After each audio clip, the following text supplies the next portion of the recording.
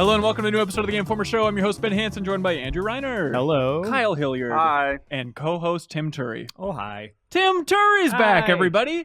Man, couple weeks running, it seems like. It's really strange, but you're actually here in person in Minneapolis now. That's right. Came back to this frigid wasteland of a state. But because you guys the are room. I'm surprised he retains the co-host title. That sticks around. I don't really know what else to do with it. Yeah, if you're a new listener to the podcast, the way this works is Tim, years and years ago, I think it was 2008, he left Game Informer. He used to be the co-host of this podcast. Yeah. Went to work at Capcom on Resident Evil 7, now on Mega Man 11 in the marketing team. Oh, yeah. But it's an honor to have you back.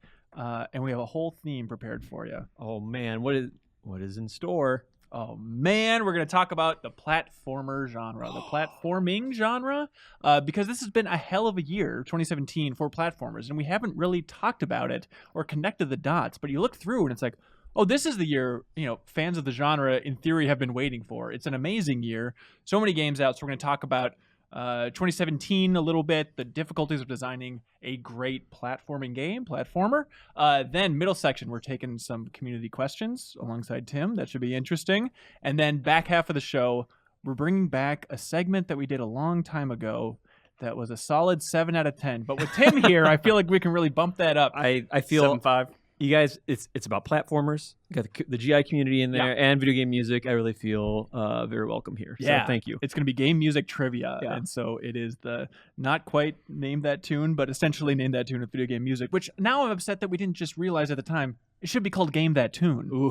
No, it's too late now. That's pretty good. Nope. It's officially branded. Game That Tune. There we go. But we're not that smart. The four of us combined, even Tim with his publisher knowledge now, knowing everything behind the scenes of Capcom, we still need some extra oomph to bring this over the top to make this a great weekend holiday break episode of the GI show. So we have also on the line Jonas Kærlev from Gears for Breakfast, who is the director for A Hat in Time. Welcome, Jonas. Hello, thank you for having me. Yeah, where's that voice coming from? Disembodied voice, the way we always wanted to have you. So you're actually calling from Denmark now? Yeah, that's correct. And that's where the studio's based? Yes. Fantastic. So, Kyle, you reviewed A Hat in Time. We talked about it on the podcast I did. a couple weeks ago. Jonas, you made a We good discovered it. Congratulations. Sure. We were the Thank first people you. on the I heard internet you to liked the play game. it. Kyle, I think Kyle did like the game a fair amount. Yeah. But everything was overwhelmed. Every discussion about this game was consumed by the name. A Hat in Time. Is it a pun that we're not exactly hitting, or what is that name about? It's a pun on a Stitch in Time because, she stitches hats. Okay. You called it. That was among our guesses. The other one was it was a pun on maybe back in time, which in retrospect now doesn't make sense because the title has the word A at the beginning. It made me think of a crack in it's time. just a Stitch in Time. Yeah, it Okay. made me think of Ratchet and Clank. It's got everything fused into one title. But it's out now on PS4, also Xbox One, Jonas? Yep, that's correct. And PC. And coming to Switch? Nah. No. There's no market there. Tried to get a nice scoop there. Didn't work. Never go for a scoop. Jonas, since we're talking about platformers, I'm curious your take on the genre. What games in particular made you fall in love with platformers and realize that you wanted to devote your life to making some? It's definitely Mario Sunshine and Psychonauts are definitely the big two ones. Wow. Are you a younger guy, Jonas? Well, I'm in my 20s, so... All right, I don't that's know if impressive. you consider that Child. I love The sunshine love, no pun intended, warms my heart. Like, honestly, it feels really good to hear that. Let me spray that. Yeah. It's also just nice to hear people not just say Super Mario World, go for the classics, even Super Mario 64. That's some pretty new age stuff there. But to go for Sunshine, what about that game captured your imagination, Jonas? Well, I started out playing like Mario and then Mario World and such. I've played them all, but I don't know. There's something about Sunshine where it has a lot of like atmosphere. Like you actually feel like you're in a very different place. And even it might, there's a risk of it feeling monotone because of that, but it actually feels like a cohesive place that you really want to spend your time in. And that's just super cool. Like, it's not just you being in a random place. It's like the environment like kind of soaks you in and you're part of the environment now. And it just has like such a distinct flavor. It's so nice for a game to have a distinct flavor when you look back on it, just to remember a certain tone. Where like Odyssey, as great as the game is, it's like, I guess if I had to come up with a defining flavor, it is Metro Kingdom. Maybe. It's like, it's so nice just to have one vision for that thing, and then everything branches off of that. No one does beaches quite like Nintendo. Like the Mario Sunshine, like the whole resort aesthetic that they nailed. Yeah. With like the music and the like the weirdo like people there that they have, like the weird. I don't know. Give them their dignity. I can't remember what they're back, called. I Tim, can't remember what for they're Christ. called. But then that, and then you take Odyssey's beach level. I can't remember. It's not Lake Kingdom. It's like, is it just Resort Kingdom? I can't remember. But it's basically like the Sunshine level where you Yeah. have like the squids and you can propel around. Like that. That's one of my like. It's just fun and relaxing to play in that level because it feels like you're in a resort. Do you ever play Dead or Alive beach volleyball? Wow. It's pretty much the same thing. Is it the So same it's tone? pretty derivative. There's the beach in Link's Awakening where you get the sword. I feel like we could do top 10 Nintendo Oh. beaches in the magazine. Wave Race. But probably. Jonas mentioned Psychonauts as Yeah, well. that's an interesting choice, Jonas. Why that one? Yeah, Psychonauts is very, very underrated. It's like a super funny game. Like, it really made me fall in love with just like the fact that humor can be part of a game.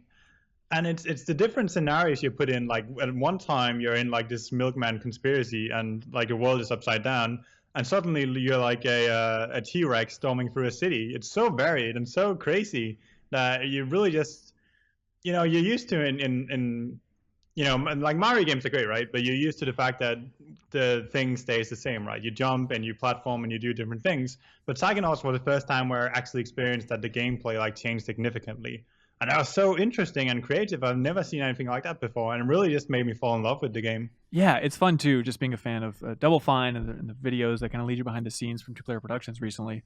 It's interesting hearing that team reflect on Psychonauts development as well, because it seemed to be the overriding sentiment was we just didn't know when to limit ourselves. We didn't know how much variety to pack in because it was the studio's first game. And then it ends up when they just swing for the fences and just say, well, I guess it's going to be constant variety that the game becomes a classic in retrospect, even if it's a monster to make. I feel one element that people don't talk about a lot of that game is, at least for me, I also thought the game was really moving because it is about going into other people's minds and kind of learning their secrets. And it's really kind of sweet and dark.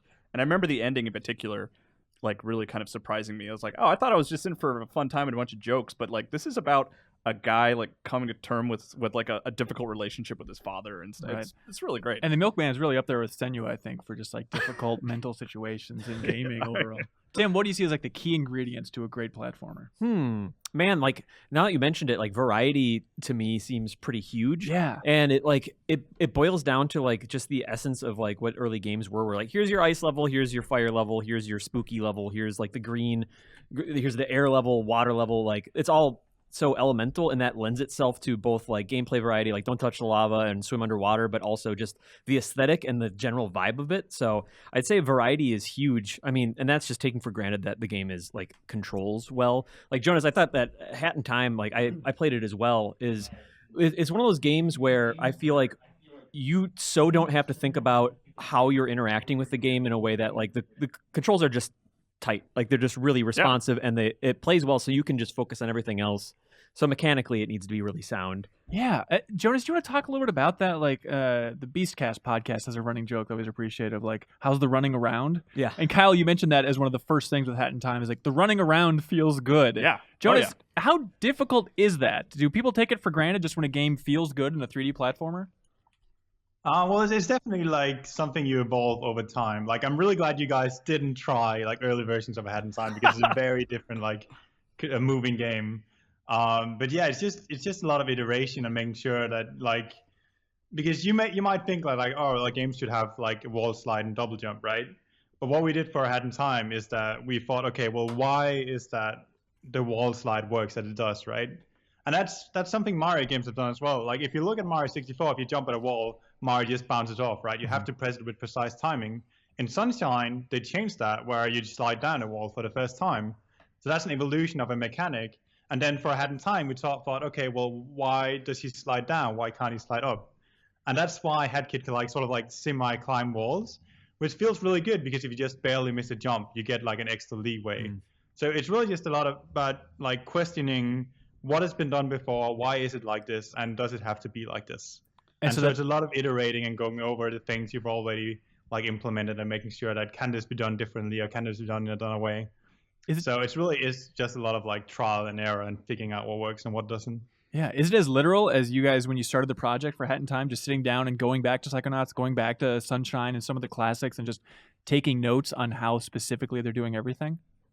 No, we're in our company, we try things out first. Like we don't think about them, we just try them, right? Throw everything at a wall and see what sticks, basically. And we did that for HeadKit's movement as well. Like she had a lot of different moves that aren't in the game now just because they feel poor. or they didn't connect with other moves as well. So I definitely feel like experimentation is the best way to like get a feel for what feels good, right? Because you can only feel if it feels good by actually playing it. Yeah. Well, what was the decision to go for a 3D platformer? What do you feel like that offers that a 2D platformer doesn't?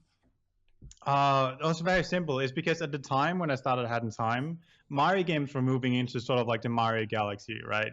So that means semi-linear stages and, you know, very like, it's very tight and very like well designed, but very linear. And I wanted something similar more to like Psychonauts and Sunshine, but nothing was being made at the time. So I really thought, okay, well, let me try making something like this. And it just so happened that the same year I decided to do that, like Mario Odyssey comes out and Yooka-Laylee comes out and all these different games comes out. So apparently I wasn't the only one feeling like this. Wait, how long were you working on this? I've been working on it for 4 years. So we started in 2013. We actually started the same year as Mario Odyssey started its development. It was a Wow. real race to the finish line. I understand. So I think that's really cool that it's a good point because like yeah Mario Galaxy like you mentioned you know it had that more classic Mario structure where you'd hop in you'd go to get your you know your star and then but it was more or less a linear path. You knew what you were after, and Sunshine was a little bit more open-ended. But actually, my experience with Hat in Time was I started listening to the soundtrack on YouTube like during work, and it gave me more of like a Galaxy vibe. Like it's just this really like wondrous like kind of I don't know like it was just really epic, I guess I would say. Space. Yeah, spacey, a little bit like that. But that mixed with that sort of more open Sunshine formula, I feel like worked out really well. But no, it's a good point. Yeah, Galaxy was a little linear, but up until now, I've like considered it the best 3D platformer. I need more space from you know Odyssey and stuff this year to kind of really think about it. But Yeah, it is interesting to think of Nintendo in particular, maybe this year, also going back to that kind of Mario 64 structure, a more freeform version of it. But why do you think that format of going into a level on a specific mission works so well, Jonas? Well, it's because you get to experience a level in a different way. So in both Mario Sunshine, well, let me start with Mario Sunshine actually. There's a mission in that level where it's just, you know, it's a village up in the tree and you move around and you get a star, like easy, right? But then suddenly they changed it up and now the entire floor is like filled with this very deadly acid. And if you touch it, you die. So it's literally like the floor is lava, right? And I thought that was so cool because now you get to experience this level. It's been safe before, but now you experience it in a completely different way. And so we took that concept for Hat in Time and just maxed it out, right? So we literally have a giant town and suddenly it also becomes lava. Like, I wonder where we got that from, right? yeah, But it really is just fun to experience levels you've tried before in a new and different light. And it makes them feel much more dynamic, like you're part of them. Yeah. Like, oh, now it's daytime, now it's night, now it's lava. It's really cool that you mentioned that because it's one of my favorite things that Yooka-Laylee does is where you can use the pages to either like open up new worlds or you can expand like what's already there and there'll be new pathways that open up, which is like I think that's a really cool thing that 3D platformers can do in a way that 2D platformers it would be harder to do with. What did you guys think about Yooka-Laylee's reception this year? It seemed like there was a lot of hype going into it, and I played, I don't know, hour and a half of it or so and thought like, okay, this is about what I remember from those N64 platformers. Seems all right. How do you feel like overall it was received? It hits the thing that, or it missed the thing that I look for in platformers, and that's pacing. And I think Mario Odyssey did it very well in that you're just constantly making discoveries.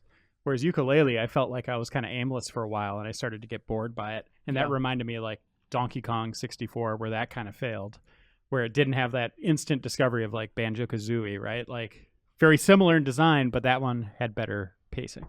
So just pacing as clear as, you know, an indicator on the screen if you need it, just showing you exactly where to Or go. just the jump challenges, you know, like anything like that. Like it didn't. That game fell into repetition very quickly for me and didn't really give me that sense of discovery like the good platformers do. Yeah, Jonas, did you play Yooka-Laylee by chance? I did, yeah. What'd you think? I think Yooka-Laylee delivers on what it promised to deliver, which is it wanted to be Banjo-free, and it is literally like Banjo-free. If you copied Banjo Turi and made a sequel, it would be like literally Yooka-Laylee. But it's not actually there's a difference between what people say they want, right? I might say I want Mario Sunshine 2, but I don't actually want like a carbon copy of Mario Sunshine with a 2 strapped on. Because everyone wants an evolution of the genre. They want an evolution of what they've already experienced. And if you don't stop and ask, why do we have this thing here, right? if your only answer to that is, well, it's because it was in the prequel, you might be doing something wrong. Like, you should always question, why is it here? Does players actually enjoy this? And can we improve this in any way? And so Yooka-Laylee is a success in that it provides people with exactly what they promised, but what they promised isn't exactly necessarily what people want, which is unfortunate. Yeah, Tim, I mean, I know you just played a little bit so far, but as a huge fan of those old Rare games, do you feel like it's nostalgia, or are you starting to see the limits of your nostalgia playing Yooka-Laylee? You know, there's something that I realized. I used to have like a debate with like Dan Reichert and like a few other people here that like I'm a huge Banjo-Kazooie fan, and I loved Mario 64, and I used to like really maintain that Banjo-Kazooie is the better game. They are like comparing two of my favorite things, but I think that 64 kind of edged it out. It's like, you know, choosing your favorite kid. Like they're both incredible, but I realized in that one's that just not as good. Yeah, it's I go to them for very different things, and I think that Jonas was hitting on this a little bit, where like it's the sort of like there's a different type of whimsy. There's a sort of like a middle school like sense of humor to some of the Rare stuff, where you might find like a poop and fart joke in there. Trouser snake, everybody. Yeah, squeaked in there, and there's something charming to that, or the Rare speak, and also the mobility. I love because it's just the dynamic of like having two characters. So I get that like Yooka-Laylee is one character, right?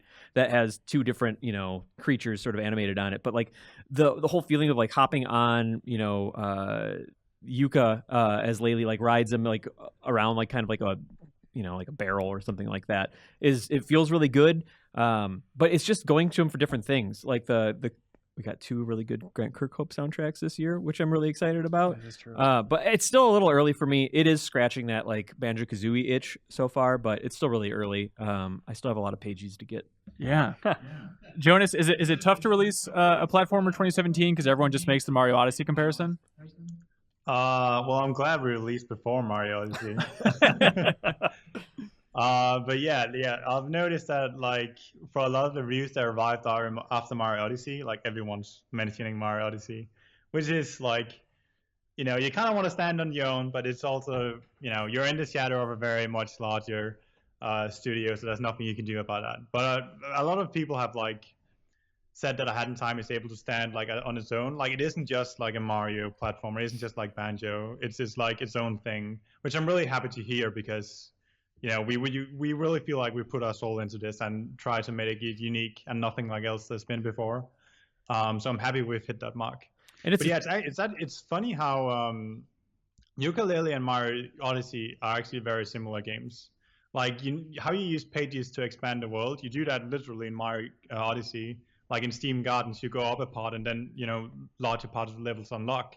So they're very similar games in a way, but it's weird how the reception has been so different to the two of them. Yeah. Well, I'm curious. I mean, you talk about going back and looking at other platformers and dissecting how they do everything.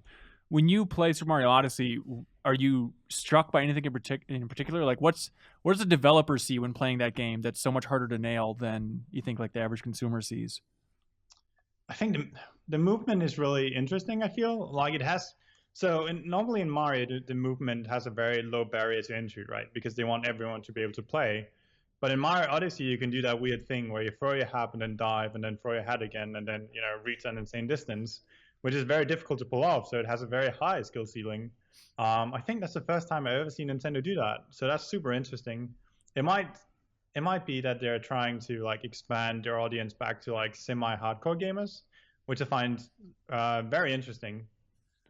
Yeah, I mean, it seems like they've hit it out of the park, at least sales-wise, with the new Super Mario Brothers series, and then maybe 3D Land and 3D World's kind of a reaction towards that. And it's a bold, awesome move for them to kind of shed off that kind of core multiplayer component and to go back for, no, we're feeling confident that we can take that 64 formula and there's that fan base ready to go. Though I will defend the pseudo co-op of Odyssey. I know it's fun. It gets varying. Are you playing it as well? My daughter loves throwing the hat. Yeah. How is her Cappy game? How is she Not doing? very good. No, because it's important. She says otherwise. Okay, But the nice thing about it doesn't really interrupt you, though. Like, Correct. Which is nice about it. But a good Cappy on your side, man, boy howdy. It's you can like reach coins that you couldn't get otherwise, and like it was a fun experience. It was definitely more satisfying than like the Mario Galaxy. You know, collect some star bits for me or interrupt an enemy. Yeah. Reiner, as someone who's been in the industry since 1983, Mhm. I mean, do you think 2017 is extremely notable for the platformers released this year? Have you felt the impact? No, I would say it's like any other year. It hasn't been like an explosion that like revitalized it or anything like that. Like everybody wanted Ukulele back, and that was significant. But I feel it's just another year capped by another great Mario. No pun intended. Does it just feel like it? Maybe from my perspective or some other people's perspective, just because of like the crazy revivals, just the idea that we got kind of sort of a new Crash Bandicoot this year. I know saying new is tough because it's a full remake and all that, but then that combined with finally Sonic fans are forced to permanently shut the F up. I believe with Sonic Mania, I feel like there have been so many crazy Hail Marys, and every year It's kind of like the old dogs are coming back, right? Like, but if Crash would have been a new game, that would have been a different story. yeah. But for it to just be like remakes of all three of them, I don't know. I didn't think that was that big of a story this year. Yeah. But you get one good Sonic, one bad Sonic, right? So it just therefore it nullifies itself and we shouldn't talk about Sonic? Is that the idea? I mean, it just seemed kind of typical to me in terms of, again, Mario stands out on top though, right? Like, I guess for me, it just felt like it's been a while, just generally, that I've played a game where I've been just dropped into 3D space and can walk around and collect things. Like, that is a type of game that I haven't played in a while, and there were 3 big ones this year, I think, between Mario and Yooka-Laylee and Hat in Time. Yeah. So to me, it does feel like there was a bit of a 3D platformer research, but 2D platformer, I feel like has stayed pretty consistent. yeah, and the last like big revelation for me in platformers was like Super Meat Boy, stuff like that. man. When Right, those yeah. were coming online, that's where I was like, whoa. And we did get There's new stuff going on in this genre. Ed McMillan's new kind of spiritual successor, I feel like. Yeah. to that. End is Nigh. End is Nigh. Which is another one that I feel like with that pedigree, people didn't really talk about it that much. Yeah. It's pretty wild. Did This you is- play it? Yeah, I did play a good chunk of it. It's really fun. It's really like the pacing is totally different. Where like for me, like Super Meat Boy was just like constantly holding down the run button and trying to just fly through and find the purest path through a level. This one definitely was a little more exploration focused. It was screen to screen, less these bite-sized little levels. So the pacing was a little bit different. But I really like the aesthetic, like that Binding of Isaac kind of Super Meat Boy, where it's like a cutesy but kind of grim world. I liked. I need to get back to it because I mean, it's a great platforming game where it's like every mistake is purely your own and you know what to do And better. That just came to Switch, right? I think. Oh, did it? Yeah, I actually we had a copy in the office that I took home over the Oh. break to play, so I'll Nice. be playing it soon. That'd Oh, be a wow. good Switch game. Tim, I feel like it's a shame we haven't heard your thoughts on Sonic Mania yet. Oh yeah, man, that's like way up there. I haven't built out my top 10 of the year, but I think that Sonic Mania is like top 3 for me. Oh wow. I played the hell out of it. Like the soundtrack was incredible. I got like all the Chaos Emeralds with all the characters, etc. Like for me, one of the moments of the year was like the boss for Act 2 of Chemical Plant Zone, where like every kid has gone to a Blockbuster at some point in their history and rented Dr. Robotnik's Mean Bean Machine because they saw Dr. Robotnik on it, and they're like, what is this weird puzzle game? And then they didn't know, and they learned early on that Puyo Puyo is actually incredible. And then you just get like slammed with that crazy reference in a Puyo Puyo boss fight in Sonic Mania. But other than that, like, it's just like, I love the balance between new and like remixes of old, and like it was one of the most validating gaming experiences for me recently, just that came out. Soundtrack by T. Lopes was incredible.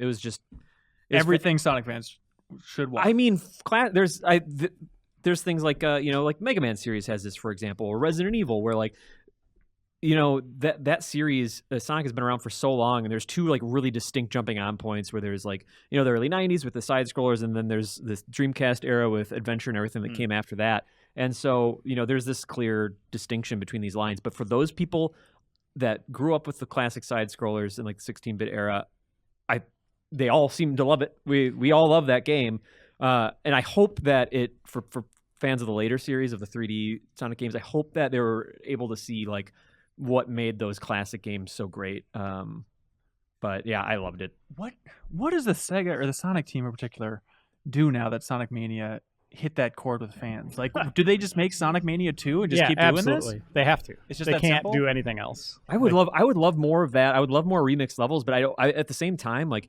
having met like I was at San Diego Comic-Con when they announced that, and got to talk to like Christian and stuff a little bit, and like The designer, Christian Whitehead. yes, they know the game so well. I just want them to have the time and resources to make like a brand new Sonic game. Like I like the remix stuff; it's really cool.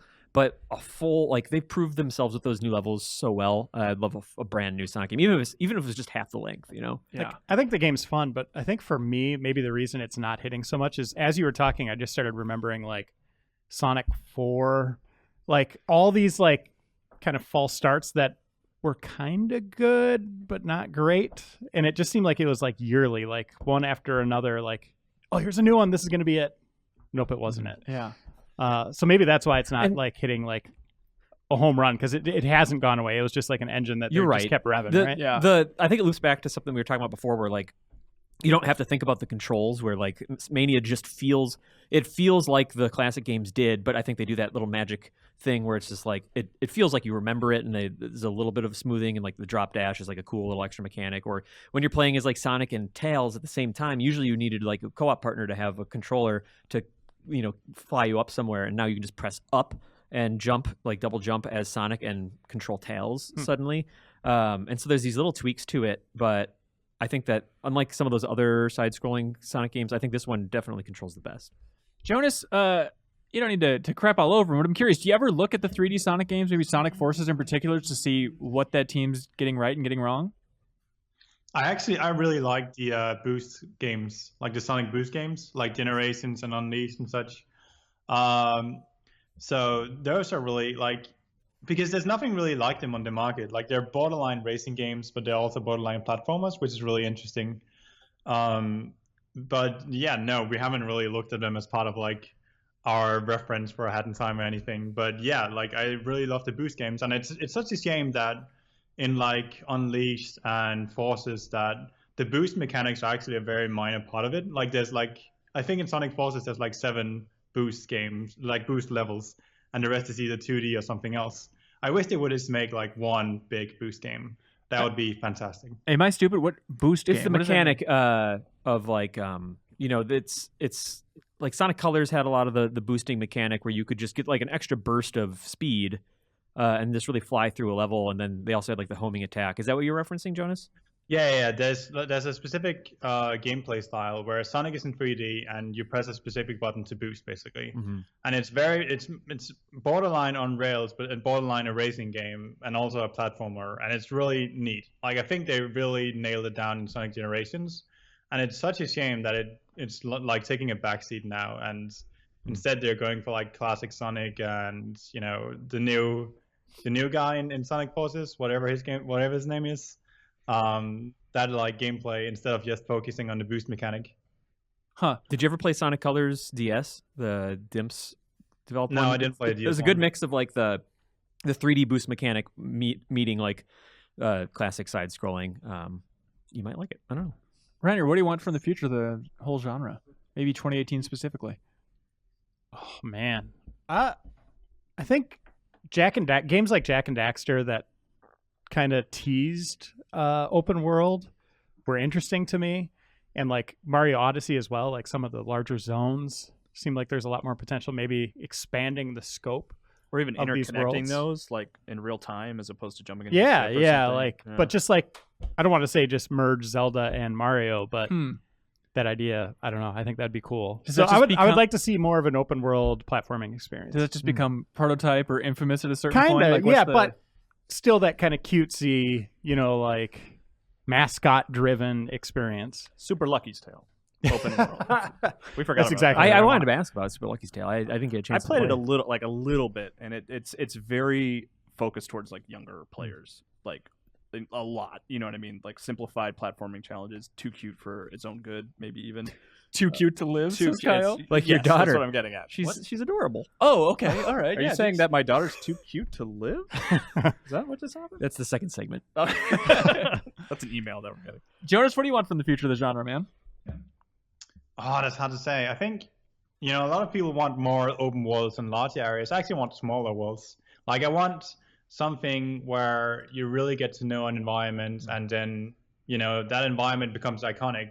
Because, I can recall from memory a lot of the areas in Mario Sunshine and Mario 64, but Mario Odyssey kind of becomes like a bit of a blur because it's so big. Like obviously not everything can be like an iconic landmark. Yeah, I just want smaller areas, more focused, and just get me really familiar with the environment, make me interact with the environment as much as it interacts with me, and I'd be happy. I'd love to play that. Also, Psychonauts 2, can't wait for that. Yeah. Oh yeah, just got bumped out of 2018. So. 2020, man, I'm Sorry calling to it. tell you. 2020? Oh, No. But I mean, Jonas, that's really tough to do in my mind, at least. Just thinking about smaller environments, having you get a distinct flavor from an environment, but then also pack in variety. Like, how do you square those two? You should play Hat in Time. Okay, hang on, let me write this down. Well, so that's what I want from a game, right? So obviously that's reflected in the game that I have made. But in Hat in Time, we have this train, right? And this train you visit like multiple times. And the train just like, it's the same train, but it changes completely every time you visit it. Like first, it's like a murder mystery, and you visit again, and it's like falling apart, everything exploding, right? So just the same environment, but just very different, and you get to like really feel like you've connected to a place. So you can look at a place and say, I love that place. Just as much as you can look at a character and say, I love that character. That would be great. The train mission, Jonas, was really original. It's kind of got like a Murder on the Orient Express mixed with like a stealth sequence a little bit. Mixed specifically with Metal Gear Solid. It's really fun. Like just a really good change of. We were talking about pacing in 3D platformers. I think that was like a real refreshing one midstream there. Yeah. Is there one person on team that's particularly in love with Metal Gear Solid that they threw in that Metal Gear Solid 2 reference there, Jonas? No, that was actually a reference to the old Macintosh commercials. Oh my God! Like both, so. With the sledgehammer and like the because that's right. Because when I got to that section in the office, I was like, "Hey, everyone, look! It's Metal Gear Solid 2." The scene where like all the soldiers are training on the tanker. You had the cooler reference. Yeah. Like Plus you also have school. the TV in there that shows like it just looks like the Metal Gear Solid start screen too. So I was like, "Oh, this is the Metal Gear Solid level." Every Metal Gear. The dog on the TV was definitely like a Metal Gear reference. Yeah. Okay. Thank God. All right. That's so. Yeah. No. The Apple ad totally makes sense, but my first thought was absolutely, oh, this is Metal Gear Solid 2. Every Metal Gear is modeled after Mac commercials. Is that right? Yeah. Wait a minute. Yeah, it's all coming together. Kojima came out and said that. Yeah. Said I'm PC. Yeah, I think that's how it works. I mean, we were talking about it earlier. Do you guys want a new Donkey Kong game? Yes. Wait, Just for Switch. As 2D wait, as Donkey possible? Kong 64 or like another Donkey Kong Return? Oh, that's an interesting example. Do I you think think a they could new franchise. New take on Donkey Kong That'd be cool. for Switch. get them to take off the GD tie? MMO. I mean, Oh yeah, DKMMO. DKM. I love Returns. I adore both of those games, but I do feel like as much as I would be happy to play a third one, I feel like I got what I wanted from like a He doesn't Return need to Donkey Kong return Country. a third time. Yeah, Returns again. Donkey Kong Forever. Exactly. Yeah, yeah. Donkey Kong and Robin. I mean, yeah. Are there other big platformer genre or like series that have been dormant for a while? That Yes. are Well, great? Crash needs a new one. Yeah, I I can't think of any other long dormant platformer that could be coming back. Well, in hold on. 2018. I know what you're teeing up, and I appreciate it. But like, I hope that Crash, the Crash Insane trilogy is building up to a new Crash. Who wouldn't want to see what a fresh take on that would be? But also, I want the same path for Spyro, like the 3D Spyro games of just that simple mechanic of like, it was really liberating. You could kind of fly, but it's just like you always want to get to the high ground, and then what's the farthest you can possibly glide, and there's always gems behind that castle rampart or whatever. And I loved that title for that, and I would love more of it, and I'd love to see it just come back. Knowing nothing, I would put money on. What is that studio called? Not Bizarre. Insomnia. No. The Crash remaster team. Vicarious Visions. Vicarious. That they Vicarious. would just go immediately to the Crash. Well, to the Spyro remaster. The question there remake. is, I mean, how does Skylanders play into all that? Because, like, if you watch like the Netflix show, the Skylanders show, it's about Spyro. He is the Really? star of that show. How's Yeah. his voice? It's Elijah Wood. no, it's not Elijah Wood. It's Justin Bieber. Not Justin Bieber. McElroy. The guy from Tusk. What's that guy's name? Oh, Justin Long. Justin The Long. Mac from the Mac commercial. There we go. It all comes together. Yeah, he plays Spyro, and Crash makes an appearance in that show, by the way. as well, I which think is that weird. there's a world where both of those could exist. I mean, I Yeah. think that Skylanders. This is just my opinion is that Skylanders is Skylanders, and Spyro happens to be in it. Absolutely. Whereas yeah. Spyro the Dragon is his game. But like, do Right. they start over, or do they take like hey kids who didn't grow up with Spyro, that character from Skylanders. Here's him in his own standalone game, or is it just a total reset, total reboot? I think If the Skylanders is done, right? Like that. I think right. as far as games, Yeah, the show got renewed for another season. I guess the show's really popular. I don't know. but we didn't get a game this year. Like, and that would be Toys for Bob. Vicarious is probably doing Crash. You'd think. A new Crash, you think? Yeah. I mean, if they have the models and stuff, leaning more of that than Spyro. Yeah. Also, Spyro. Am I nuts? I mean, I feel like enthusiasm kind of trailed by that third one. I think what happened with Spyro is like we were talking about variety before in platformers, and there was just a ton of variety. Later on, you're playing a lot of different characters, and I Yeah. think when I think about Spyro, what I loved is just playing as Spyro. It's not that like a remake couldn't. I think that the remake of the Crash series like really smoothed over some of the edges that hadn't aged as well.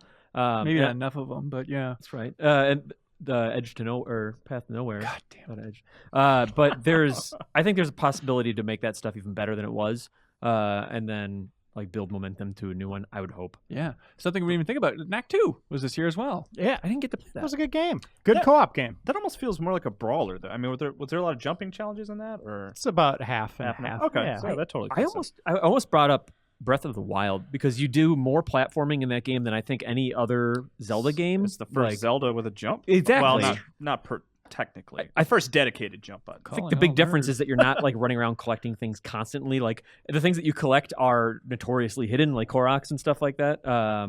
But anyway, I just really like the platforming in that game. Yeah. Jonas, releasing a platformer this year, I mean, what was your sense of what the audience wanted? What was the main piece of feedback that stuck with you? And did you feel like you understood what people were craving out there from the genre? Oh, that's hard. I don't think like there's anything specific we caught on to that's like, oh, this is what people want. If I knew, I would have included it. But I think for Hat in Time, we hit a lot of like the right points. Like because the Hat in Time and Mario Odyssey shares a lot of like eerily like similar details. Like there's a moped in both games. There's like a photo mode in both games. You use your hat in both games. So we must have hit a lot of right chords, I think. Also, I saw yeah, Jonas on Steam Workshop. People have added Mario's hat to Hat in Time if you really want to complete the circle. Oh yeah, we have full modding support. So, It's awesome. but yeah, it really just was about us making something that we wanted to make, and then just begging, please let people enjoy the same thing as we do. And it turned out that was the case, so that's really good. Yeah, well done.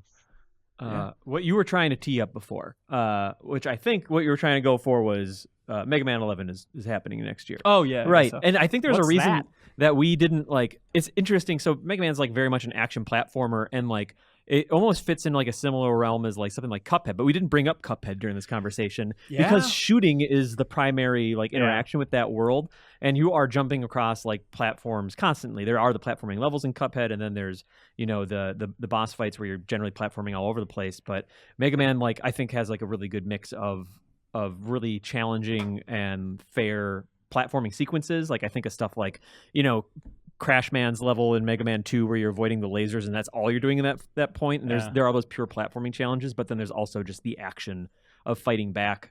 And so far, probably from what you guys have seen of Mega Man 11, thanks Looks again cool. for coming and checking it out. Yeah, And we played a hell of a doing lot of it. awesome cover story.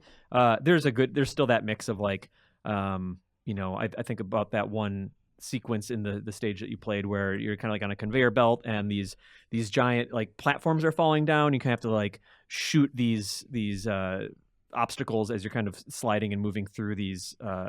This is harder to describe than it is just to see, but it is just a kind of a pure platforming challenge within that. Yeah, that was a weird thing being on the cover story for Mega Man 11 and watching Reeves play it for a very long time because it was very tough and all that.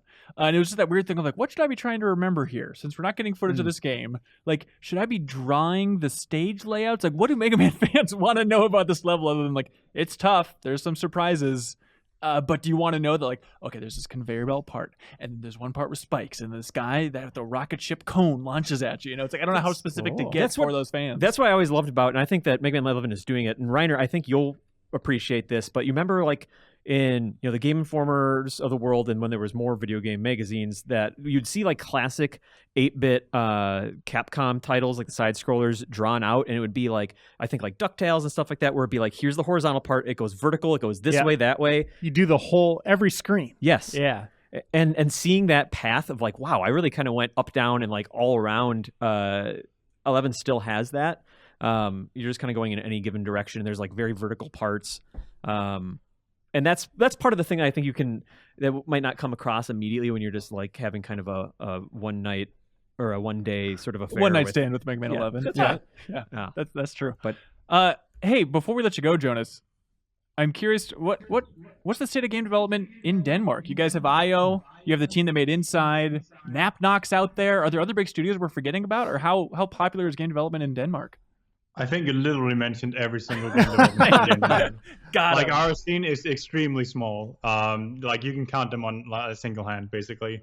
So because the scene is so small, we all pretty much know each other because we've all pretty much worked for one another at some point. So it's a very tight scene. It's a really cool scene, and I hope that the fact that Danish game development studios are doing so well will inspire more to like create their own studio, because it is really cool scene, and there's so many supportive people up here. How much of a bummer are those Playdead guys? No, they're actually very fun. Oh, really? They're not just dour, thinking about their nightmares all the time. Ripping tails off pigs. That's nice. And you hang out with like the IO team and whatnot? I haven't. I think the IO team is the only one I haven't seen actually, but I know like people from Knapnog and both played it as well. And yeah, they're just cool people. Like they invite each other over to their parties all the time. So that sounds great. What a lovely country. It's one of the happiest countries on earth. It's always top of that heap when it ranks it. And Inside came out of there? Yeah, I was gonna say, I'm like some of that comes through in stuff like Hat in Time for sure is super whimsical, but then also Inside. Everyone has their dark side. I understand. I forgot blurred out at like the 11th hour right before the buzzer. Shovel Knight Spectre of Torment came out this year, which also had like wall climbing and like so good. Like Spectre Knight could like he could surf on his scythe over spike pits and stuff like that. Like there was really cool stuff going on. And you talk about what I would want in the future of the genre, and like I just want more from Yacht Club, and I would love to see their sort of like Hat in Time style take on the 3D platforming genre as They've well. teased in interviews that they want to make Shovel Knight 64, which would just be an That'd be awesome cool. name for a game. And Shovel Knight's in ukulele, so I feel like they've teased it. And just as a fan, I just want more from that franchise and just that developer in general. So yeah, absolutely. And then we have the Knights. What is it? The King. I can't remember the title, but it's the King Knight Shovel Knight content that's coming up. Oh yeah, for sure. All right. Well, hey, that's Platformers, everybody. Jonas, thank you so much for joining us, man. Yeah, thank you. Thank you. Yeah, it's a pleasure being here. Yeah, absolutely. The rest of you guys, you want to move on to emails? Let's do it. Let's do it. Or calls? What?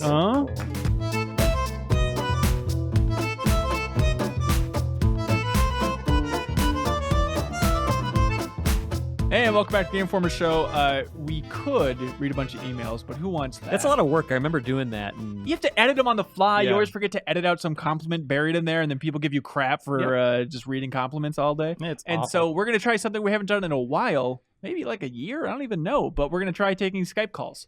Now, this isn't a live show, which I understand is complicated, but we've posted on Twitter and stuff, and so now we're just going to wait and see who calls in. And just so you know, listeners and viewers, we don't know what's coming up. Hopefully we get some compliments. There that we can go. Give them shit about. Oh, here we go. come on, Ryan Johnson. Hello, Game Informer Show. Oh, no way. Really? Yeah, this is really it. Who's this? Oh, that's crazy. Okay, so, question for Tim. Oh, yes, Tim Turi's here. Hello. Who is this, by the way? My name is Ian Williams. I'm from South Wales in the United Kingdom. Wow, Hey, Ian. Ian, what's up? That's in Europe, Tim. Oh, thank you. Oh. Okay, so Tim, Martian Gothic unification. Okay. Go. Yes. Did it really, really break you that bad? I'm still here, right? Yeah. I still can come back into the very room of the very building where we did that unholy thing. You can't see under the table. His legs are gone. It's true. There was a lot of therapy leading up to this moment. But man, no, that was the roughest ride of all of, like, if you don't count like trying to go back to Overblood 2's bonus platforming. We were talking about the best platforming ever. Oh boy. But yeah, man, that was really, really a rough ride. Just to set the scene here for podcast listeners, we did a super replay of this PS1 game called Martian Gothic Unification right before Tim left.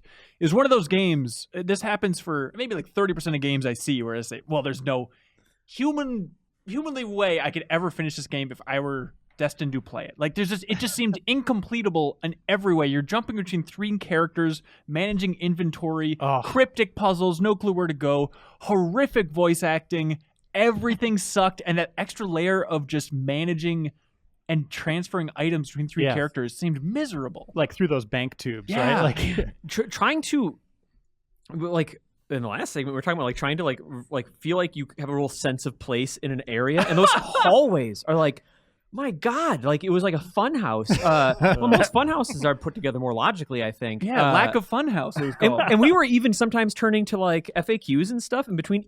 the whole time. Yeah, even with it was a total mystery, and then there's 3 characters. Yeah. Well, I mean, but to answer Ian's question, canonically, yes, that was the reason that you quit Game Informer. Oh yeah, absolutely. Yeah. Zero doubt about it. Oh, go ahead, Ian.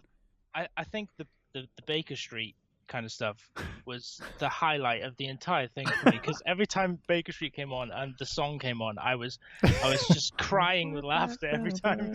Can you remind me, how did that come about? What was the reason that there's- Baker Street started? There's a part, I think, in the map called Baker Street or something like that. in Okay. the area. And like every time it came up, I think slowly they'd fade in the saxophone sting. from Oh Baker no, Street. it's so good. How'd you find that Super Replay, man? I've been following it since Overblood. I mean, because I stumbled across a Twitter post for Game Informer for Overblood, and I remember playing Overblood when I was about, I think, 13 years old. You and were I that had this guy. game, and I thought to myself, this game is so terrible, but I need to tell my friends to play it. And nobody would play this game, and then I forgot about it for years. And then I stumbled across the group, and I thought, this is fantastic. Somebody else knows about this game, and I have to be involved in this group somehow. Somebody finally believed you that this game exists. The group being, I watched the entire Overblood Super Replay at Facebook. Yeah, on Facebook. Go join it if you watched it and liked it. 'Cause But I there's like a good group of people Yes, there. really Yeah, good. yeah. I like the idea of you jumping into that group, though, just desperate to talk about like game design in relation to Overblood. Everyone Yeah. else is just like, Kyle's daughter's dumb. Starting to talk about just deep cuts That's from Game true. Informer. Yeah, that's so sweet, Ian. Anything you want us to do in the new year? Just keep doing what you're doing, guys. I think everything you do is fantastic. The whole replay stuff is brilliant, and what Tim's doing at Capcom is absolutely fantastic. And I think you guys are just the best. You make me laugh, and I think that's the good thing the best thing you can do for people is just to make them laugh, especially now. That's very sweet. Thank you so Thank much. you. Ian. I hope every call is like this. Yeah, okay. And when you talk about what Tim's doing at Capcom, are you referring to just his weed jokes on 420 from the Resident Evil account, or His overall just lordship over what Capcom is doing, and just like being the puppet master of everything that's Yes, good. of course. That's happening. You are aware of the full reach of an associate brand manager at Capcom USA. Thank you for bringing Monster Hunter back. but, and Mega Man, Tim. But I appreciate you. It's still, even though I'm not, at Game Informer anymore, like stopping to say hey and keep. You're still family. You guys will never get rid of me. That's very sweet. All right, thank you so much, sir. Thanks for calling in. No problem. Thank you. Thank Bye. you. Take care. Hello, caller. Hey, how's it going, guys? Real good. Who is this? I recognize that voice. My name's Kyle. I know that voice. What a great name. He's right here. I knew it was Kyle. Oh, really? How you Tim? doing? How are you throwing your voice, Impressive. Kyle? What do you want to know, man? Well, so I've got more of a casual question. Yeah. I want to ready. know, what are your guys' choice of beverage while you're playing games? Choice of beverage. Are you going alcoholic, Kyle? Whatever, man. Just a big old cup of YoJ. That's a good question. Yeah. Yeah. Ideal beverage. I go with a nice glass of white wine. Okay. Wow, Riesling? Quite. Yeah? I don't know. Wine glass White. or in like a Moscato? glass? I suck on a bag. IV drip of a box of Franzia? Yeah, now that's gaming, in my opinion. It was a big one for PUBG.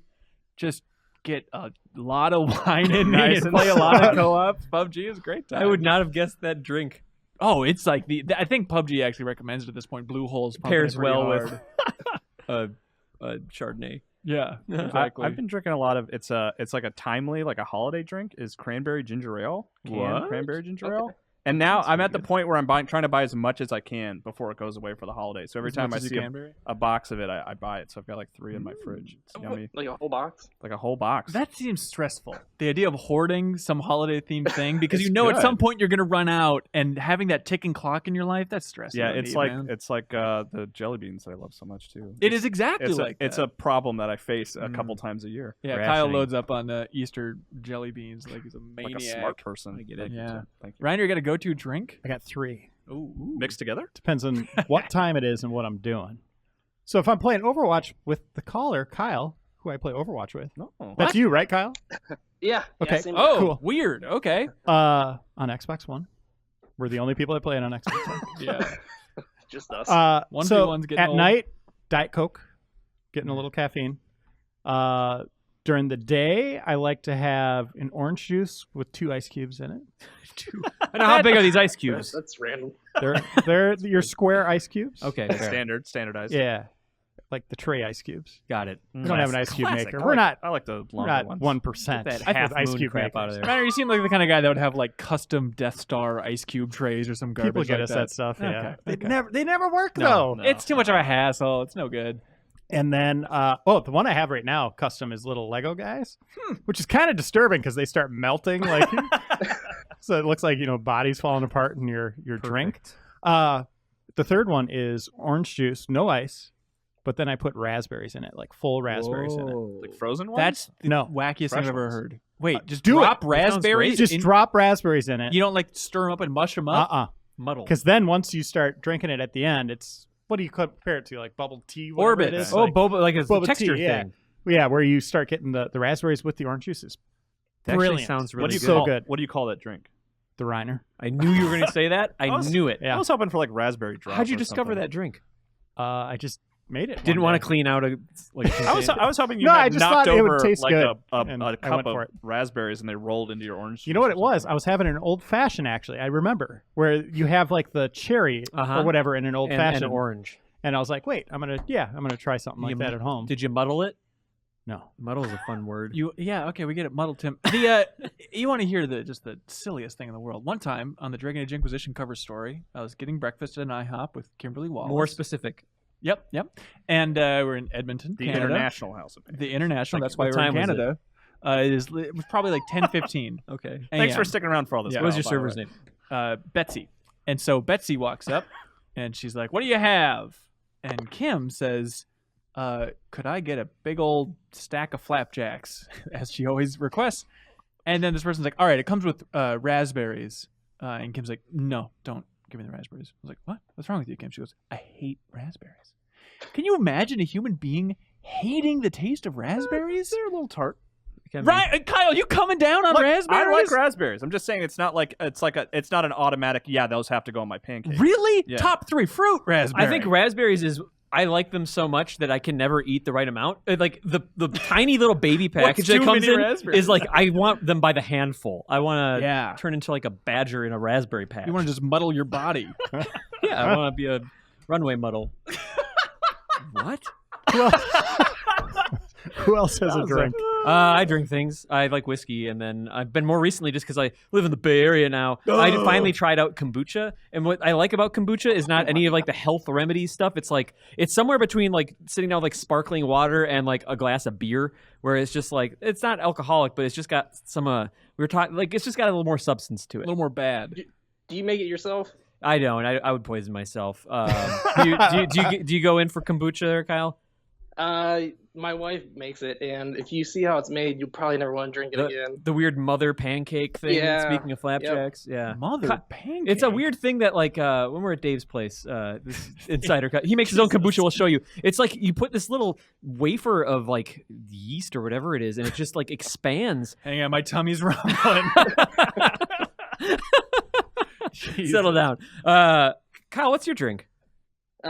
Usually beer or scotch. Yeah. What good choice. brands? Of beer. So I've discovered this new brand of scotch called Monkey Shoulder. Well, I don't know if it's new, but it's new to our area. Kyle, can we do an alternate take What's here? that? Shut up. Kyle, can we do an alternate... God damn it. Kyle, Is this can the we alternate take? Can we do an alternate take where Kyle asks caller Kyle what his drink is, and then Kyle on the phone, you just shout the word blood and then hang up. Okay. Okay, take it away, this Kyle. is his exit. This is Yeah. Kyle's exit. Well, Yeah. Just in advance, Kyle, thank you so much for thank you calling. so It's much been for great to talk to you. Okay, and action. Kyle, what's your drink? What do you like to drink? Blood? Oh, He hung up. he hung up. All right, next call. That worked out just how you wanted. You're hoping for like a blood.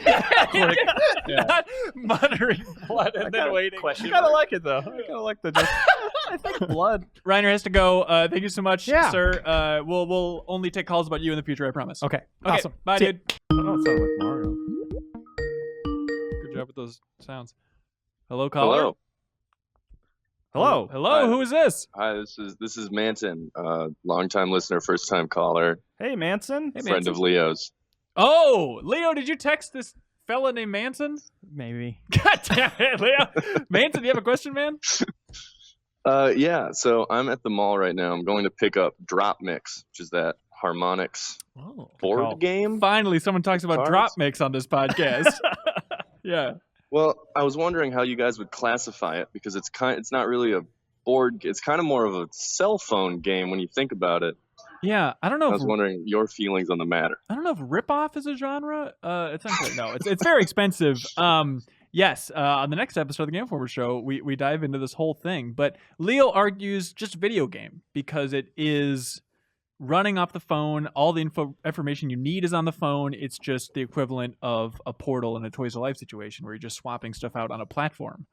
That's a great point. It is Toys to Life. It is Toys to Life. Thanks, Funky beat. Manton. I think Leo's argument is sound, but I feel like because so much of it happens on that extra peripheral that you need to buy, like the majority of the game happens there. Yeah. I feel like, and most of the technology is there. That I feel like it's more of a board game. If I had to vote, I would vote board game. Yeah, I guess so. More importantly, Manson, can you tell us your most embarrassing story about Leo? Oh yes.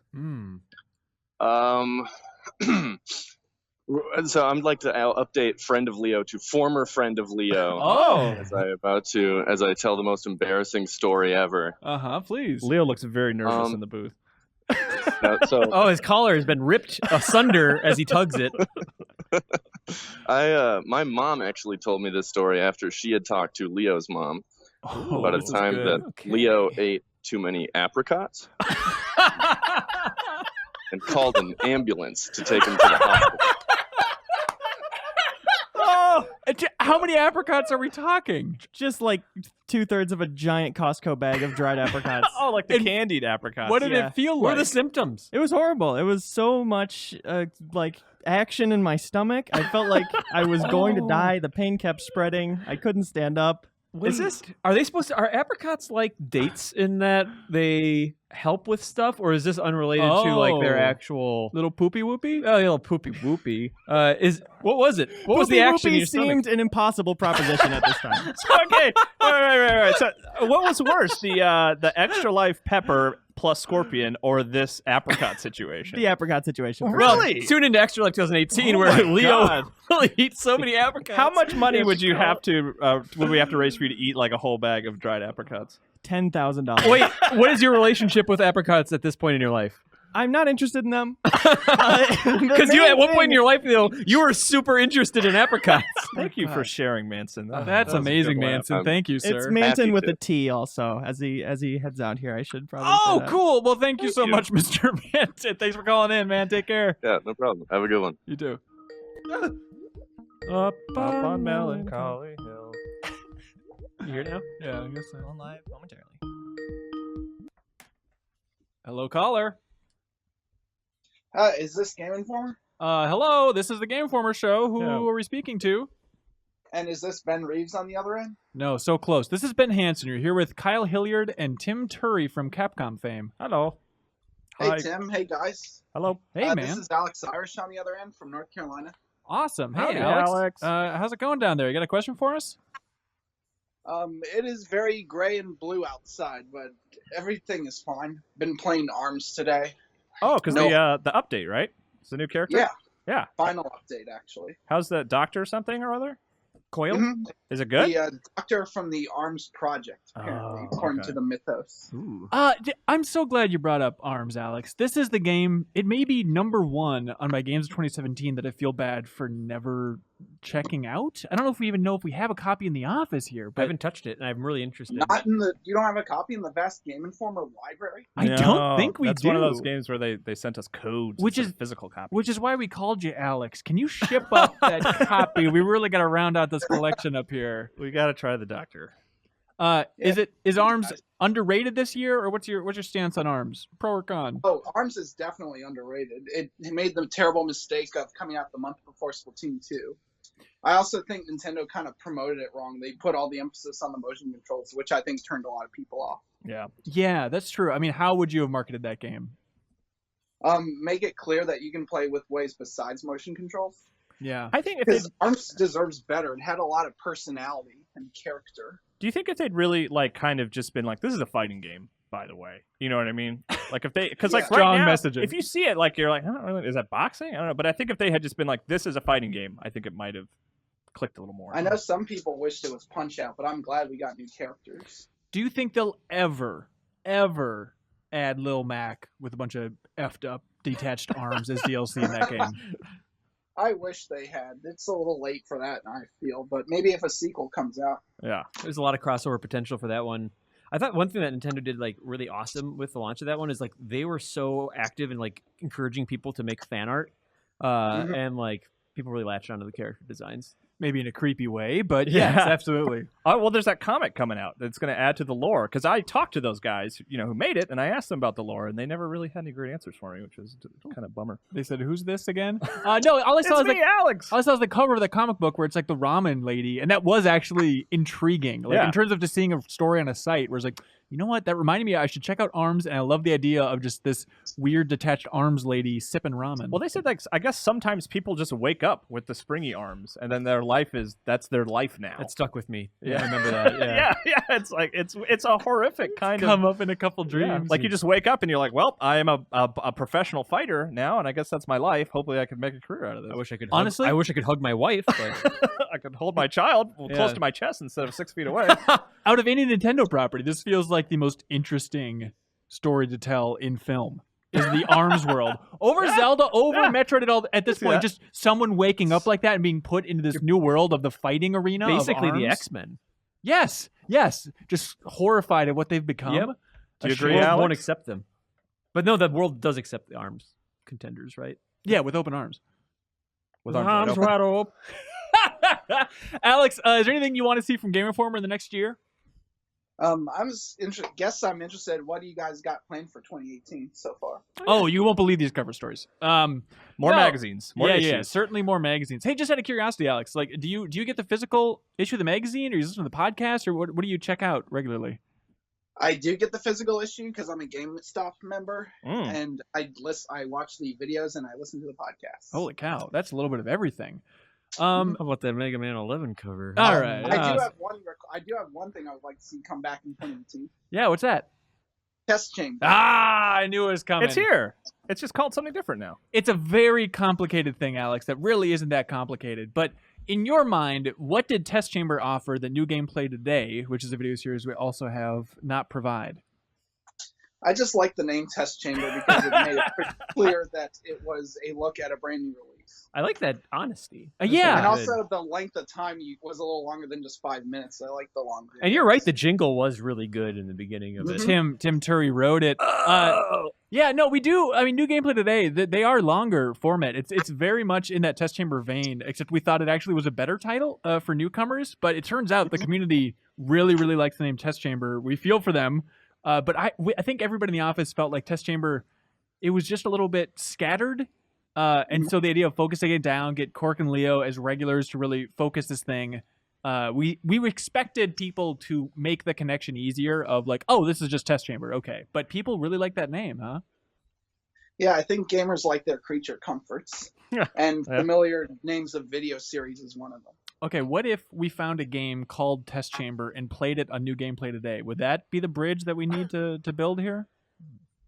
I guess we got to build some bridges with indie gamers to name their game Test Chamber. Yeah, let's see what Well, we can do. remember, but early And it was test, just announced. early with Test Chamber, we wanted to do Portal Test Chambers, Yeah. but we never got around to it. It's not too Speaking of late. which, have you checked out that Bridge Constructor Portal game, Kyle? No. Okay.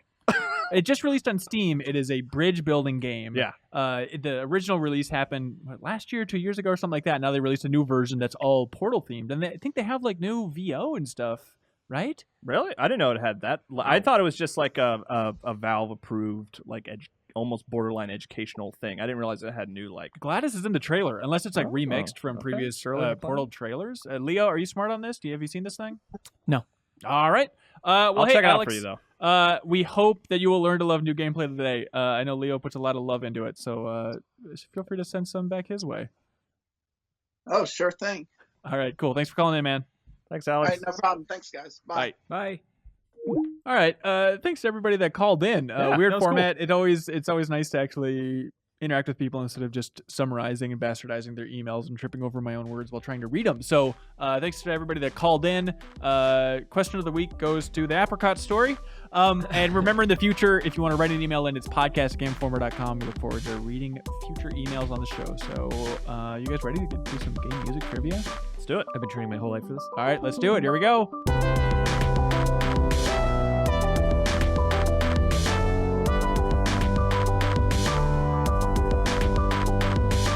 And welcome back to the Game Informer Show. I'm still here. We have Kyle Hilliard. We have Capcom's Tim Turi, self-proclaimed music god, No, deity, I believe, deity of the D key. I just like the video game music that I like. Is his first name Boy, does Capcom he. now, or is it still Tim? It's very unclear. What we're doing here, we're playing a game where I have, and Leo in the booth has a list, a whole rundown of music tracks. Great music tracks, right? I'm going to give you the category, which could be a vague hint, could be rough arena. It's ambiguous how I've welcome to the named these rough arena. categories. Yeah. I'm nervous. You should be. The way it works is it's just like Name That Tune, but trust us, Game That Tune has no connection legally to Name That Tune, the classic 70s TV show.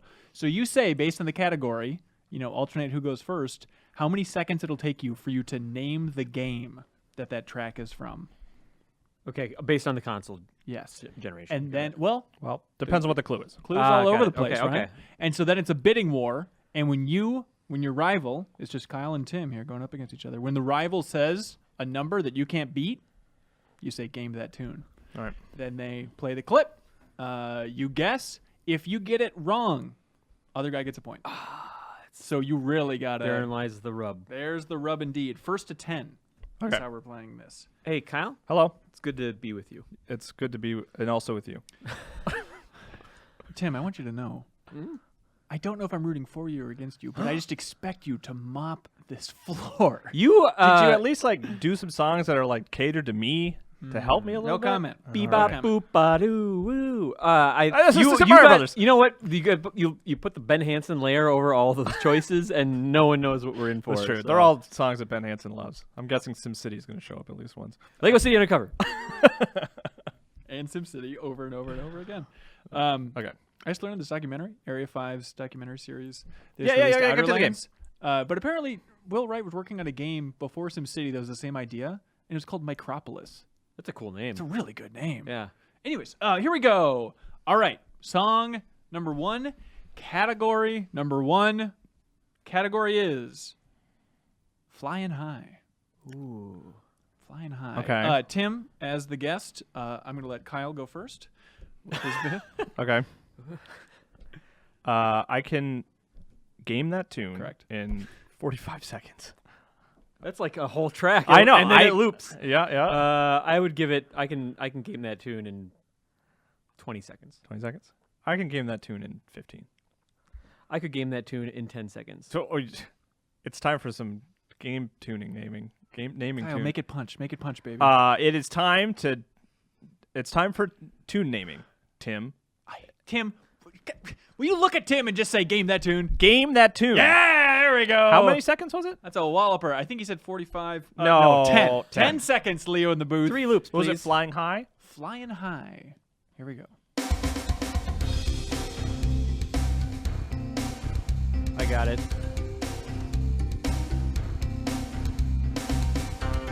Yeah, it's Spyro the Dragon. There we go. We just brought that up. But I thought you were gonna do like, Year of the Dragon. No, Twist to you. Spyro, the Dragon, PlayStation 1. The weird thing is, it came up earlier this episode. I had this preordained, I promise. I had this mapped out. Soundtrack by Stuart Copeland. Exactly. Drummer for the Police. There we go. Awesome. Really? Yeah. I didn't know that. There's a great PlayStation Underground documentary where he's just like noodling around with the. That guy's a great drummer. You should He does totally some look it up. weird beats. And you're a drummer. I so. am. Look at Do you this play Spyro?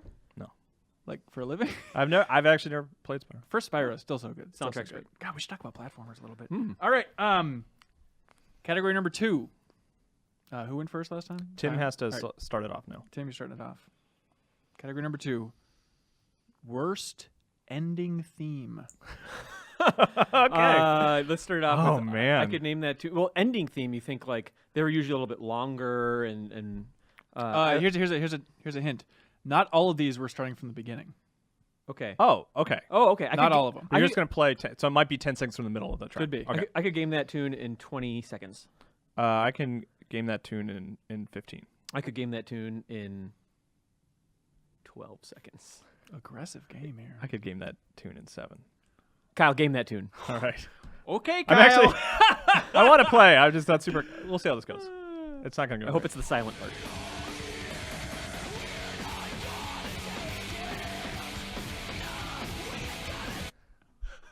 That is a cover, I think, isn't it? I'm just going to go out. I don't think. I really. I'm going to say Devil May Cry 3. Incorrect. Wolfenstein 2? It's Wolfenstein 2. Really? The one that just Yep. came out? Yeah, you want to keep playing that? 'Cause Wow. I haven't holy beaten Lord, does it I haven't suck. beaten it yet. Spoiler, it gets bad at the very, very end. Is it a. It's a very It's a interesting cover choice. of We're not Twisted going to take Sister. it. Yeah, okay.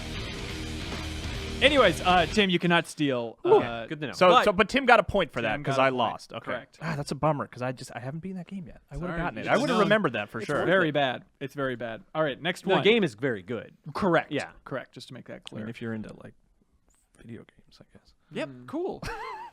Okay. Next category is GameCube. Game over. Okay. GameCube game I over. like this. All right. I can game that tune in 15 seconds. Game that tune. I could game that tune in 12 seconds.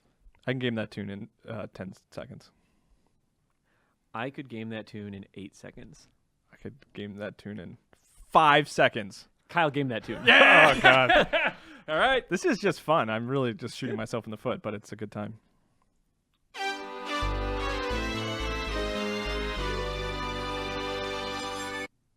Okay. It's like exactly 5 seconds. That was GameCube? GameCube game over. Oh, man. I can't hear it again, can I? I'm gonna go with no. Okay, that's fine. Ooh. I don't know. Mario Sunshine? Can I guess? Tim's Paper gotta Mario guess. Thousand Year Door. Paper Mario. I knew I just had a little more whimsy to it. Yeah. and- Well, I yeah. knew it was Mario, obviously, but Oh, okay. I don't know. I just had that instinct. Should But have told your microphone that you know it was Mario. All right, here we if go. I had said We're on the Mario, right path. could I have just said Mario and like mumbled through the rest of it? We and would have gotten let the you point? win. We would have just given you the Mumbling W. is Mario. All right, here we go. My favorite category of the evening: So Tim, you're starting the bidding now. Link's hometown. Link's hometown. I could Wow. game that tune in 10 seconds. We got Kyle here. I know. Yeah, I don't know. I could game that tune in 7. I could game that tune in 5 seconds. Game that tune. Holy shit! Tim, you got to game that tune. Look me in the eyes, and game that tune. I'm gonna game that tune for you, Kyle. Jesus Christ.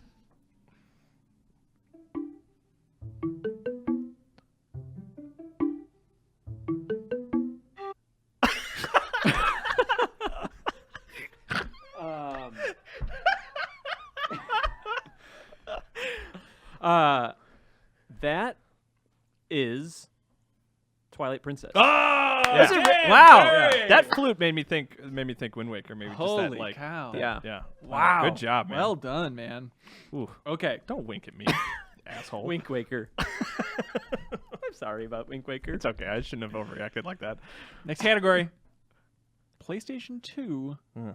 fighting game. Ooh. Okay. I start now. I Or start you do, bidding now. okay. I can game that tune in 20 seconds. I could game that tune in 15 seconds. I can game that tune in 12 seconds. Kyle, game that tune. God. I was trying to bring you down. All right, God. All right. Fighting game, PS2. There was a lot of them. How much? I'm losing by a lot. Oh yeah, it's Okay. Tim's at 3, Kyle's at 0. First to 10. Yeah. Oh. This is exciting. All right.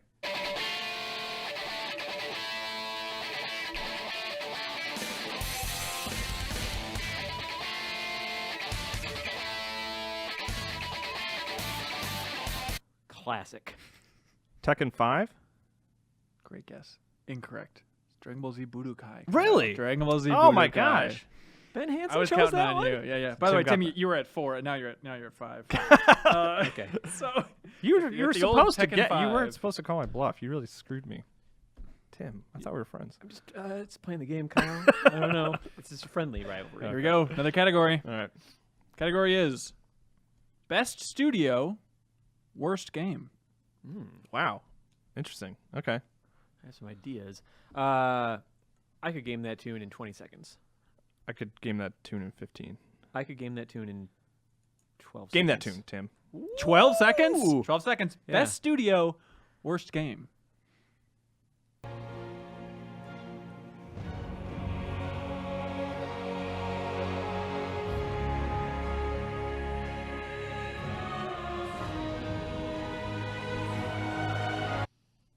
Man, sounds Is familiar. that Dragon Age 2? Wow. Holy- No. Okay. That is a I was great about to guess. say. Kyle, you got your first point. Hey! Brother. What was I That can finally is- catch up. I know probably people are going to hate this idea of calling it the worst game. Heroes of the Storm, main theme. Heroes of the Storm from Blizzard. What? That's the Worst game? In that What's Blizzard's worst game? I don't they know. don't make that game. Vikings? I The know Lost they Vikings? realistically don't. Look, it was a stretch. But that's it. Congratulations, Kyle. I did You it. got a point. Hooray. Moving on all before I you guys wanted. rebel. All right, next category is technically a sports game. Okay. Technically a sports game. Yep. And I get to do the bidding? Sure thing. I can game that tune in 15 seconds. I could game that tune in 13 seconds. I can game that tune in 10. Kyle, game that tune. All right. Technically a sports game. Technically a sports I have game. a couple in my head.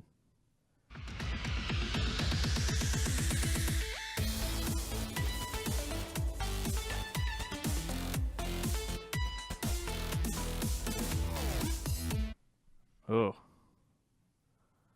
Is it Rocket League? There we go. Yeah. All right, Kyle okay. Hilliard. Well Nice, done. Kyle. There we go. Leo is going to lose his goddamn Sorry, mind in the Leo. booth if he didn't get that right. Sorry, Leo. So 2 to 5? 2 to 5. Okay. Catching Kyle's up. at 2. Tim to Yeah. 5. You got a game? All right. Category is. Sorry. Category is horrific. Oh. Okay. I wonder what meaning of the word. I feel like this Is is this me? catered to Tim. Okay. I could game that tune in 15 seconds. Game that tune. Game that tune, Tim. Game that tune? I'll game that tune. Yeah. There we go. I think if I try to go lower, you would call my bluff. Okay. Category is horrific.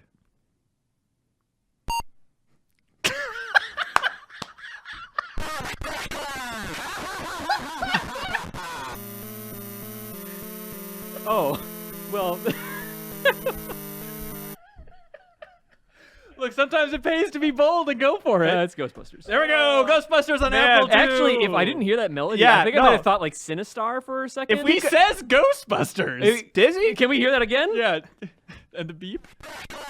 Oh, Jesus. Oh, clear as a bell. yeah. God. Yeah, no, if we had gotten that Yeah, down to I- like 8 seconds, I think you would have been screwed. Maybe, You're right, some, right? maybe Yeah. some of the audio post processes we do on the podcast ruin it for listeners, but also in the studio, that sounds spot on. Yeah. It's clearly that Ghostbusters. famous line from Ghostbusters. Answer the call.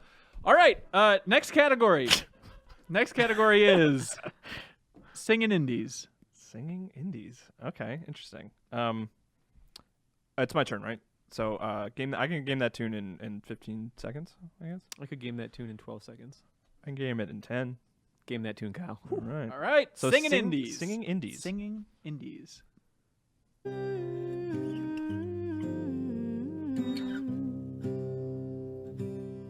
I dig my hole, you build a wall. Bastion. There we go. There we go. All Kyle. right. Well done. It's either that or man. Transistor. SteamWorld Dick. Good victory. Good Wall job. Simulator. Tim's Thank at you. 6, Kyle's at 3. I haven't played a lot of that game, but I listen to the soundtrack on my phone. Isn't that weird? Oh, nice. They do good Interesting. soundtracks. Yeah. I don't know what it is. For me, when I search video game OST on YouTube, which I do way too much, Bastion's number 1 search result. Oh, cool. It's a good soundtrack. There we go. Good percussion. Anyways, category is puzzling. Puzzling. I could game that tune in 20 seconds. I can game that tune in 18. I could game that tune in 15 seconds. I can game that tune in 14 seconds. I could game that tune in 12 seconds. All right, you can game it. Okay. Game that Wow, tune. here we go. Tim. How was it? What do we land on? 12? 12. All right. Puzzling.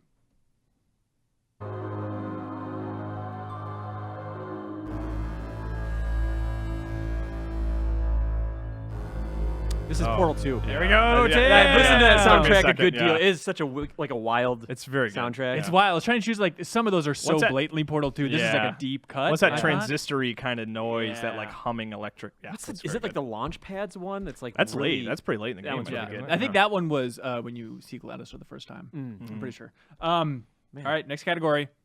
What's the score? Kyle's at 3, Tim's at 7. Okay. Next Kyle. category. Here we go, man.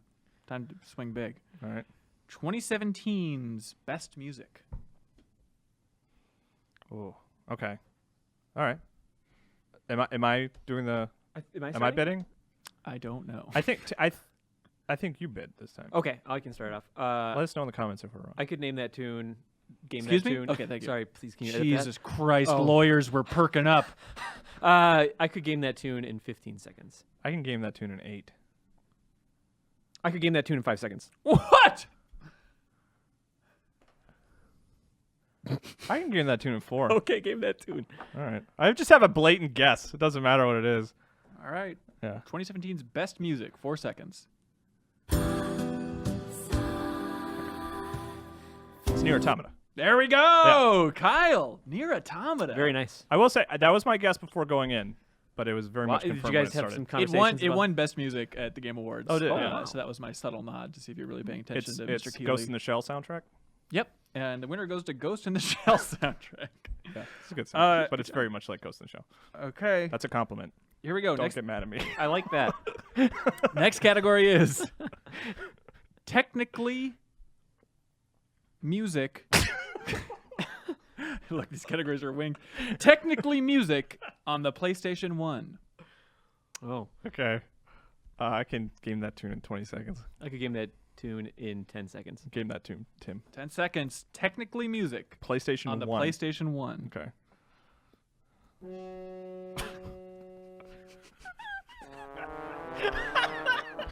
Okay.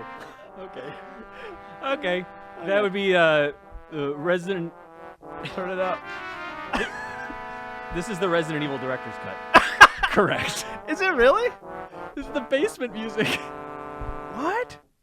Wow. You know, You're okay? You're okay with that, Tim? it's good to have some. I didn't make the game. I was 11. It's you know what? It's scary. It's about stirring emotions in the player. You know what I mean? Annoyance, Owls. like being annoyed. Good choice. Defended Good choice for that Capcom. one. All right, cool. There we go. PlayStation 1. It's so fast. All right, Tim's at 8. Kyle's at 4. Hey, Sorry, it's not quite 10 seconds.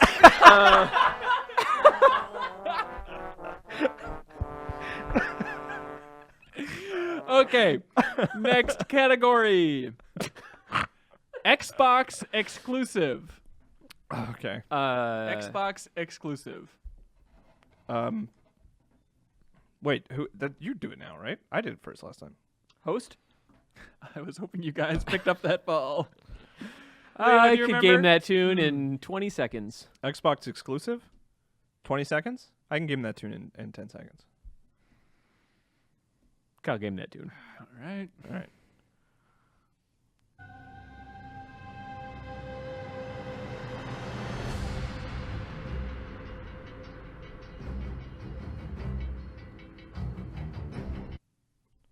Gears of War.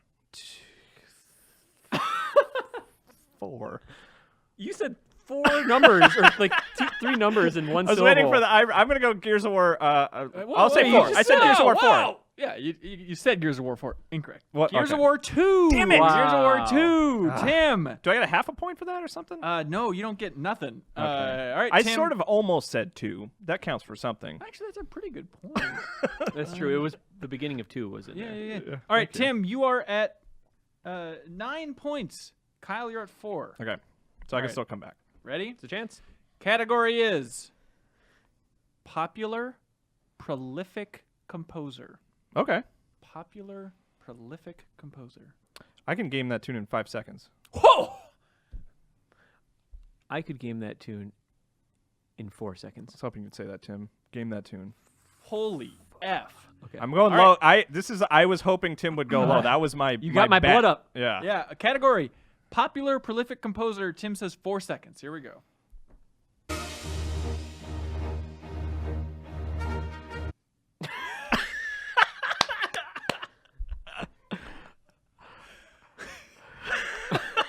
It's almost like that wasn't quite enough for me to really get that.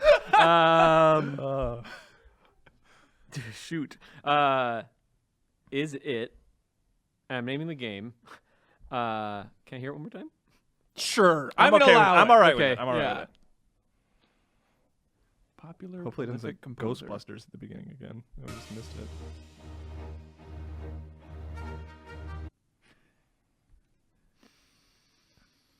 Is that Jurassic Park: The Lost World? Timothy Turi. Are you kidding me? Jurassic Park: The Lost World By on PlayStation Giacchino? 1. Yeah. Are you by Michael serious? Giacchino, one of the most popular composers Oh now, my got his God. start on the PlayStation 1. Tim Turi! Thank you. To Man, that win was very- on the 4 seconds of Giacchino! I will say, I was like, during that, I was like, this is, because I was thinking like a Grant Kirkhope or something like Yeah. that. But once it started, I was like, oh, this is like a film composer that has Yeah. probably gone into There's video layers games. to Yeah. this. Also, Leo, That was awesome by the Tim. Tim, Congratulations. amazing. Could you Jesus. just play that track, though, Leo? Really crank it. This song's awesome. I played for a that lot of this soundtrack. game. This would be a great time, Leo, to just cut to the Resident Evil music again. Don't out-joke Leo. This soundtrack is so good. Lost World, PlayStation 1. Is it not just from the film? It's original? No, completely original. Oh, that's cool. Yeah, It reminds me of Williams's Superman music. yeah. He clearly, I mean, it's him just going down on the Williams Yeah. for the entire soundtrack, but Guy's good at making music. Yeah. He's a talented dude. big Pixar composer, Star Trek, every Marvel movie. Literally And now, everything. And now Star Wars. Oh yeah, Rogue One. Yeah. Yeah, And yeah. the, Probably episode 9. He did the realistically. orchestrated version of Spider-Man for Spider-Man Homecoming. I don't know if I was crazy about that Homecoming soundtrack. I loved everything else about it, but anyways, all right. You want to keep going for bonus? just rattle bonus them off? stakes? Sure. Yeah, Okay. yeah, absolutely. So I'll still keep score or whatever. All right. Next category is PS2 wacky sax. Wacky sax? PS2 wacky sax. You started last round, right? 'Cause you okay, went straight yeah. to 5, didn't you? I could game that tune in 15 seconds. I can game it in 10. I think I have an idea. Okay. Like a pre-guess. I could game that tune in 8 seconds. All right, you game it. Tim. Wow. Here we go. PS2. Oh. Come on, Tim. God, you're on. such a dick. Interrupting him listening to the Sorry, I music. got being like, excited. "Come on." I got excited when I knew what it was. Oh no. I know that really well. Shoot. I'm sorry. Is to it have spoken is it over Zone of Tim. the Enders? Incorrect, but so It's close. Metal Gear Solid 2. Metal Sons Gear of Solid Liberty. 2. Fortune's theme, right? No. That's really?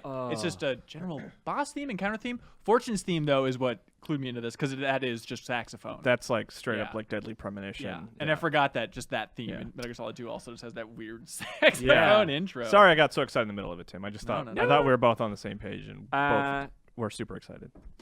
Forget about it. All right, this one. Next category is Animal Crossing NES game. Ooh. Ooh. I could game that tune in 8 seconds. You're welcome to do that, Tim, because I really am not an Animal Crossing guy, so I don't even know what games you can unlock. Here we go. Kid Icarus. Animal Crossing NES games. Here we go. Hanson.